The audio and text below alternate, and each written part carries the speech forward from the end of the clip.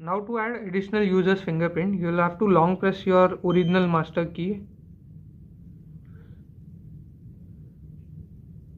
Now as you hear this 2 beep sound, you will have to press the other fingerprint for consecutive 3 times.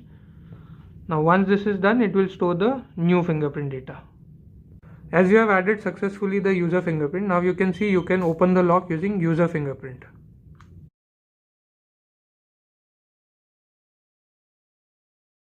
Now as you can see, you can operate the lock using master fingerprint. Now let's say you want to delete this. So for that purpose, you'll have to use the master fingerprint. Press it till you hear 2 beep sounds.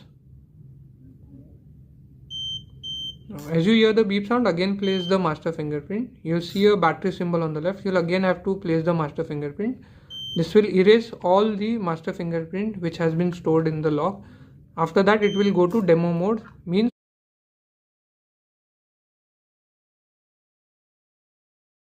now this step will show how to add master fingerprint. So you have to long press your finger till you hear this 2 beep sound. Now consecutively 3 times you'll have to tap.